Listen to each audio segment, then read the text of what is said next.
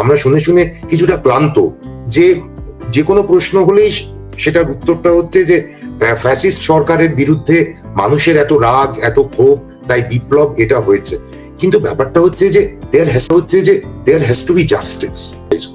আমি আপনার অগস্টের পরে বাংলা, এটা হতে পারে না যে এই অন্তর্বর্তীকালীন সরকার যা করছে সব ঠিক।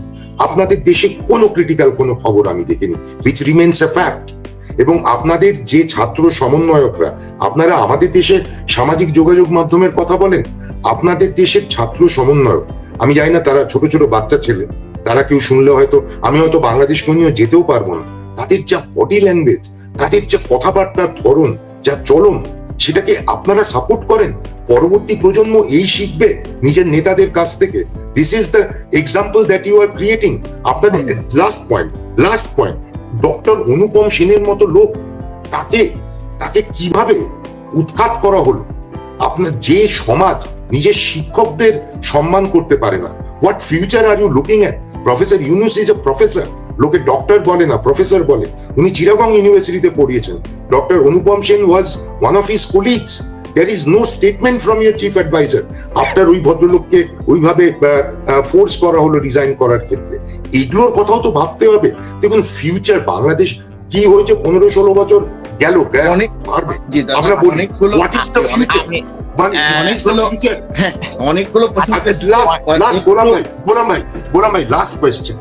আপনি কি এটা সমর্থন করেন যে ক্যাম্পাসে গিয়ে ছাত্ররা যাদের পড়াশোনা কমপ্লিট হয়নি, তারা 30 বছর ধরে যারা শিক্ষকতা করেছে, হতেই পারে একজন শিক্ষক আওয়ামী লীগের সমর্থক। আমি আমার কলেজে যখন পড়তাম, আমি ছাত্র রাজনীতি করেছি, আমার অনেক শিক্ষকের সঙ্গে আমার রাজনৈতিক মতাদর্শ মিলতো না, তার মানে আমি সেই শিক্ষকের উপর গিয়ে চড়াও হব? এটা শিক্ষা। এবং আমাদের বাংলাদেশ থেকে যখন শেখ হাসিনা সরকারকে উৎখাত করা হলো, তিনি ভারতে চলে গেলেন। কেউ বলছেন পালিয়ে গেলেন, কেউ বলছেন আওয়ামী লীগ বলছে তাকে সেখানে সসম্মানে দিয়ে আসা হয়েছে। কিন্তু প্রশ্নটি হচ্ছে, সেখানে তিনি বসে রাজনীতি করছেন এবং সেখানে বসে তিনি নানা রকমের বক্তব্য দিচ্ছেন, টেলিফোনে কথা বলছেন, জুম মিটিং করছেন, মানে তিনি রাজনীতিতে সক্রিয় হয়েছেন ভারতে বসে। এবং ভারতের এবং বাংলাদেশের পররাষ্ট্র সচিব পর্যায়ে যখন কথা হয়েছে, এই প্রসঙ্গটি এসেছে। আপনি কি মনে করেন যে সম্পর্ক উন্নয়ন এবং বর্তমান সরকারের দৃষ্টিভঙ্গিতে বড় ধরনের পরিবর্তন আসতে পারে এই রাজনীতিতে শেখ হাসিনার ভারতে বসে এই কর্মকাণ্ডগুলো? দেখুন, এক্ষেত্রে শেখ হাসিনার ভারতে যাওয়া নিয়ে যেটা বাংলাদেশে প্রচুর কথাবার্তা হয়, এবং ইন্ডিয়ান গভর্নমেন্টের তরফ থেকে, যদিও আমি ইন্ডিয়ান গভর্নমেন্টের প্রতিনিধি নই, আমিও এটা জানতে চেয়েছিলাম যে উনি কি করে ভারতে এলেন, কেন এলেন, কি বৃত্তান্ত। তো অবভিয়াসলি যে উত্তরটা যেটা এসছে যে উনি খুব শর্ট নোটিসে উনি ভারতে গিয়ে পৌঁছেছেন। তো এবং ভারতে উনি আছেন। এখন উনি ভারতবর্ষে থেকে বিএনপির তরফ থেকে বিভিন্ন সময় কিছু বক্তব্য রাখা হয়েছে, ওনাদের তরফ থেকে একটা চিঠিও গিয়েছিল, কিন্তু BNP is a political party, they are not the government. এটা হচ্ছে প্রথম কথা। দ্বিতীয় হচ্ছে যে উনি ওখানে বসে, দেখুন, উনি, আপনারা বলছেন উনি অপরাধী, ফ্যাসিস্ট, সেটা বাংলাদেশের মানুষের কাছে। তো ইন্ডিয়ান লিগাল সিস্টেম, ইন্ডিয়ান যে জুডিশিয়াল সিস্টেম, সেখানে তো উনি অপরাধী নন, এবং ওনার রেসপেক্টে মানে কোনো চার্জেসও নেই। সেখানে উনি ওখানে আছেন, এবং সেখান থেকে কি অ্যারেঞ্জমেন্টে আছেন, কি আছেন, সেটা সত্যিই আমি জানি না। এবং আমি কেন কোনো ভারতীয় সাংবাদিকই জানি, সেখানে বসে উনি ফোনে যদি কারোর সঙ্গে কথা বলেন, বা উনি যদি ভার্চুয়ালি কোনো অ্যাড্রেস দেন, তাহলে এটা একটু নাবালকের মতো হয়ে যায় না, যে তাতে লোকে ধারণা করা শুরু করে যে এর পেছনে ভারতের মদত আছে। তো আমি মানে এটা আমার কাছে প্রশ্ন। এবং আপনারা যেহেতু বাংলাদেশের লোকেরা, তার চেয়ে বড় অস্বস্তি, তিনি ভুল তথ্য দিচ্ছেন, জনগণকে উস্কে দিচ্ছেন, হামলা করার মানে উত্তেজিত করছেন। তার বক্তব্য থেকে এটি পরিষ্কার হলো, তাই তো গোলাম মুর্তজা? তিনি একথাও বলছেন যে তাদের বাড়ি ঘরে আগুন দাও তোমরা। আচ্ছা, আমি এটি শুনিনি, যাই হোক, আপনি নিশ্চয়ই শুনেছেন। দেবদীপ পুরোহিত এই যে বাড়ি ঘরে আগুন দাও, তাদের বিচার হবে, এই জিনিসগুলো বলছেন। তো ভারতের জন্য এটি কতটুকু স্বস্তিকর? এটি আমাদের সম্পর্ক অবনতি করছে কিনা আরো? রণবীর, আমি শুরুতে বলেছিলাম যে আমি ভারত সরকারের প্রতিনিধি নই। তারপর আমি বলেছিলাম যে ভারতীয় গণমাধ্যমের প্রতিনিধি নই। ভালো একটি আমি এক্সিট যদি রুট আছে জানতাম আপনার। এই প্রশ্নটা আসবে, আমি বলতাম আমি আওয়ামী লীগ বা হাসিনা এদের কারোর প্রতিনিধি আমার পক্ষে হওয়া সম্ভব নয়। সো আমি এটা কি করে বলবো এই প্রশ্নটা? তানভীর প্লিজ, আপনি এত সিনিয়র জার্নালিস্ট, আপনি এক্সিট রুট এভাবে নিলে তো হবে না। আপনাকে তো মানে একটা exit- বিশ্লেষণ করার জন্যই তো আমন্ত্রণ, যেটা আপনার না, না। পক্ষে যাবে না। আমি তো সরকারের প্রতিনিধি না, আর তাহলে তো আমি এই আলোচনা তো আগাবে না। আমাদের পক্ষে আপনারা যেভাবে পার্শিয়াল হয়ে আপনারা যেভাবে চান যে শেখ হাসিনা বা তার দলের লোকেরা শাস্তি পাক, বা এটা তো আমাদের তো সেই দায়িত্ব নেই। এটা আপনাদের সরকার, এবং বর্ডারটা তো শুধু ইন্ডিয়া গার্ড করে না, ওদিকে তো বিজিবিও আছে। এমন তো নয় যে বিএসএফ দরজা খুলে দিয়েছিল, সবাই এসে গরুর পালের মতো ঢুকে গেল। ব্যাপারটা তো এরকম নয়। What were your BGB doing? আমি তো এটাও জানি যে আপনাদের তো হাসিনার সরকারের একজন খুব বড় মন্ত্রী অ্যারেস্ট হয়ে গিয়েছিলেন, তারপর আপনাদের আর্মির লোকেরা টাকা খেয়ে তাকে বিদেশে পাঠিয়ে দিয়েছে। আপনারা তো এগুলো জানেন। সো আপনাদের লেভেলের দেশের করাপশনের কথা তো আপনি জানেন। So then why are you blaming us for that, right? এবং এটা আমাদের ব্লেম করা যায় না। মনে হয় যে আমিও তো পাঠক, আমিও তো সকালবেলা থেকে উঠে যেহেতু বাংলাদেশ নিয়েও লিখি এবং বাংলাদেশকে ভালোবাসি, আমি শুরুতেই বললাম, তা বাংলাদেশের খবরাখবর আমি পড়ি। 5ই আগস্টের আগে থেকে আমি, আমার সব গুগল অ্যালার্ট দেওয়া আছে, তো আমি প্রত্যেকটা কাগজ পড়ি। পাঠক হিসেবে আমি বলতে পারি যে বাংলাদেশে মাইনরিটিদের উপর যা হচ্ছে এবং 5ই আগস্টের পরে যে ঘটনাগুলো হচ্ছে তা নিয়ে কোনো প্রশ্ন তুললেই আপনি বলেন যে সাধারণ মানুষের, এটা একটা ন্যারেটিভ। এটা আমরা শুনে শুনে কিছুটা ক্লান্ত যে কোনো প্রশ্ন হলেই সেটার উত্তরটা হচ্ছে যে ফ্যাসিস্ট সরকারের বিরুদ্ধে মানুষের এত রাগ, এত ক্ষোভ, তাই বিপ্লব এটা হয়েছে। কিন্তু ব্যাপারটা হচ্ছে যে there has to be justice and we will talk. এটা হচ্ছে যে আপনার বিভিন্ন কথায় একটা জিনিস হয় যে আমরা যখন খবরের কাগজে, নিউজ রুমে যখন ছোট বাচ্চা রিপোর্টার যখন খবর আনে বা এই আনে, তখন আমরা বোঝানোর চেষ্টা করি যে একটা মানুষও যদি মারা যায়, একটা মানুষের সঙ্গেও যদি কোনো অন্যায় হয়, that is a news for us. কিন্তু আপনি বিভিন্ন সময় বলে যাচ্ছেন 5ই আগস্টের আগে 1000 এত মারা গেছিল, তারপরে কেউ মারা যায়নি।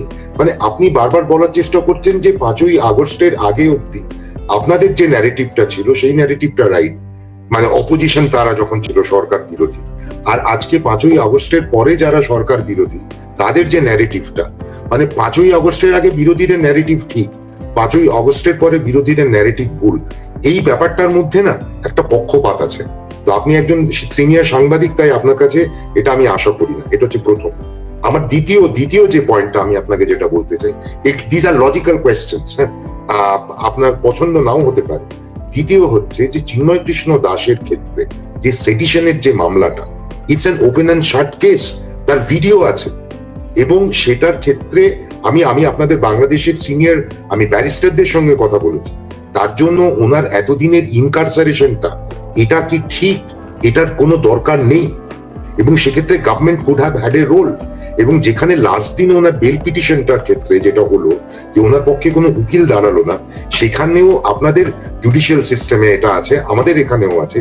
সেটা হচ্ছে যে আমাদের দেশে কাসাবের জন্য উকিলের ব্যবস্থা করা হয়েছে, আপনার অ্যাডমিনিস্ট্রেশন বা প্রসিকিউশন কেন তার জন্য উকিলের ব্যবস্থা করতে পারে?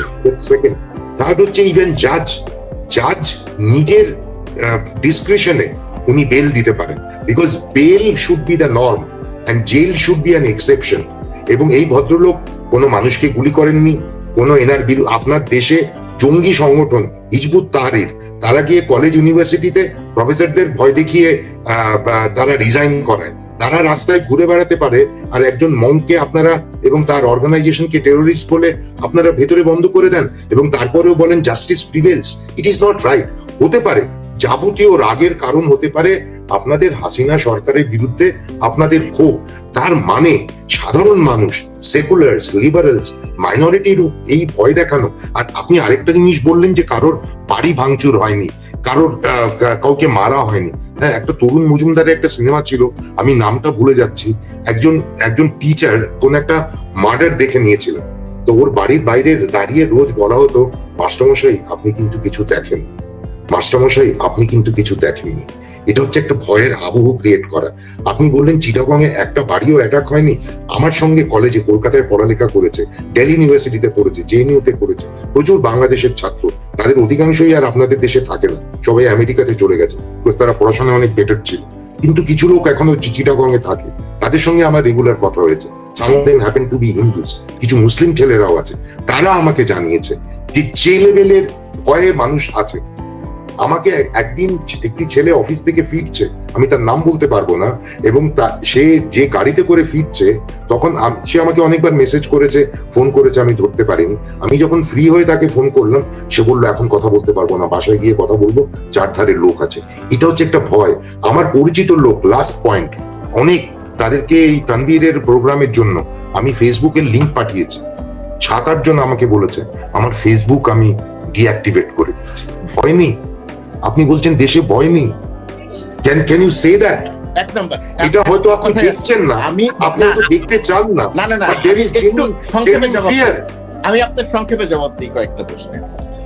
দেশে সংখ্যালঘুদের যে এক ধরনের, তারা যে একটা ভয়ের মধ্যে আছে, ওই যে বলছেন আমার বিপদ হতে পারে। প্রথমত কথা, আপনি যে ব্লেমটা দিলেন যে আমি এটাকে অস্বীকার করি, আপনি আমাকে একটা স্পেসিফিক আনসার দিন। আপনার গভর্নমেন্ট সেই ভয় দূর করার জন্য কি করেছে, এটা আপনি ভয় দূর করার জন্য, আর আপনার গণমাধ্যম কি করেছে? আপনি এক নাম্বার, সর্বশেষ সুনামগঞ্জ এলাকাতে, এটা বাংলাদেশের গণমাধ্যমে সংবাদ প্রকাশ, সর্বশেষ ঘটনা, সুনামগঞ্জ এলাকাতে একটি বাজারে প্রচারিত হয়। না না, আমি শেষ করি। সরকার যা করে সেটা বাংলাদেশের সংবাদ মাধ্যমে প্রচারিত হয়, সরকারের ক্রিটিসিজম প্রচারিত হয় না। That is the tragedy. এটা যদি আপনি এই সময়ের কথা বলেন, 5 আগস্টের পরের সময়ের কথা বলেন, তাহলে সকল সংবাদ প্রচারিত হয়। 5 আগস্টের পরে আমি পাঠক হিসেবে আমি না দাদা, আমাকে কথা বলতে দিতে হবে। আপনি কথা বলেছেন, আমি কোনো কথা বলিনি, আপনার কথা আমি শুনেছি। আপনি একটা ব্লেম দিয়েছেন, আপনি আমাকে একটা কথা বলেছেন যে আপনি একটা কথা বলেছেন যে 5 আগস্টের আগের ন্যারেটিভ ঠিক, 5 আগস্টের পরের ন্যারেটিভ ঠিক নয়। এটা ভারতীয় গণমাধ্যমের একটা বিশাল বড় সমস্যা। সমস্যাটা হচ্ছে 5 আগস্টের আগে একটা গণ অভ্যুত্থান সংগঠিত হয়েছে দেশে, রক্তাক্ত গণ অভ্যুত্থান সংগঠিত হয়েছে, 1,500 করা হচ্ছে। শেষ করি, 1,500 মানুষকে হত্যা করা হয়েছে, 5 থেকে 600 মানুষকে অন্ধ করে দেওয়া হয়েছে, 20,000-এর উপরে মানুষকে পঙ্গু করে দেওয়া হয়েছে। এই ন্যারেটিভ তথ্য এবং প্রমাণ সমৃদ্ধ। আর আপনি 5 আগস্টের পরের যে কথা বলছেন, হত্যা করা হয়েছে, সেই ন্যারেটিভে কোনো তথ্য নাই, সেই ন্যারেটিভে কোনো প্রমাণ নাই, সেই ন্যারেটিভে গণমাধ্যমের সংবাদ বাদ দেন, ভারতীয় সাংবাদিকরা যারা এসেছে বাংলাদেশে তাদের রিপোর্টেও সেই তথ্য নাই। সুতরাং দুটো এক জিনিস হবে না। আমার কথায় আপনি মনে করছেন যে শেখ হাসিনা সরকারের প্রতি বিদ্বেষ। শেখ হাসিনা সরকারের প্রতি বিদ্বেষ নয়, শেখ হাসিনা বাংলাদেশে গণহত্যা করেছে, শেখ হাসিনা বাংলাদেশের গণতন্ত্র ধ্বংস করেছে, শেখ হাসিনা রাতে নির্বাচন করেছে, শেখ হাসিনা আমাদেরকে কথা বলতে দেয়নি, আমাদেরকে জেল, জুলুম, নিপীড়ন, নির্যাতন, গুম, আয়নাঘর এই ব্যবস্থা করেছে। সেই তথ্যগুলো যখন প্রকাশিত হয় তখন মনে হয় যে আমরা শেখ হাসিনার বিরুদ্ধে বিদ্বেষ ছড়াচ্ছি। ইসকনের যে ঘটনা আপনি বলছেন, চিন্ময় কৃষ্ণ দাসের যে ঘটনা আপনি বলছেন, তার যে জামিন না পাওয়ার কথা আপনি বলছেন, তার পক্ষে আইনজীবী না দাঁড়ানোর যে কথা বলছেন, সেটা আমাকে অনেক বেশি বিব্রত করে। আমি ওই সাংবাদিকতা সারা জীবন করি নাই যে সাংবাদিকতায়, সেটা ভারত হোক আর পৃথিবীর অন্য যে কোনো দেশ হোক, আমার পক্ষ হোক অথবা প্রতিপক্ষ হোক, আমি সেটার সত্যটাকে চাপা দিয়ে অসত্যটা প্রতিষ্ঠিত করব। আমার সাংবাদিকতার রেকর্ডে আপনি খুঁজে দেখেন, কোথাও কোনো জায়গাতে এমন সামান্যতম কোনো তথ্য পাবেন না।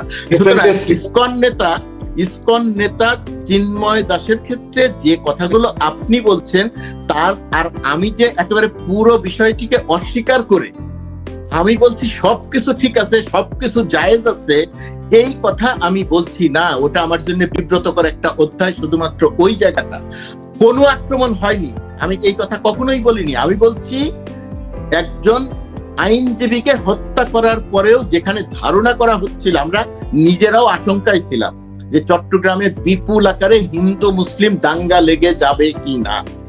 হিন্দুরা যেরকম ভয়ে ছিল, মুসলিমরা তেমন উত্তেজিত ছিল। সেইখানে সরকার, পুলিশ, সেনাবাহিনী রাজনৈতিক দলের নেতাকর্মীরা সেখানে থেকে বিচক্ষণতার পরিচয় দিয়ে দায়িত্বশীল ভূমিকা পালন করেছে বলে সেখানে দাঙ্গা লাগেনি। আমি একবারও বলিনি যে হিন্দুরা ভয়ে নেই, হিন্দুদের মনে কোনো ভয় নেই, আমি একবারও এই কথা বলিনি।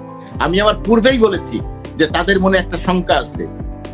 আপনাকে যদি আজকে যদি এখন আপনি একজন হিন্দুর সঙ্গে র্যান্ডমলি ফোন করেন, চট্টগ্রাম বলেন আর যে কোনো জায়গায় বলেন, তারা বলবে যে না আমরা ভয়ে আছি, আমরা শঙ্কায় আছি।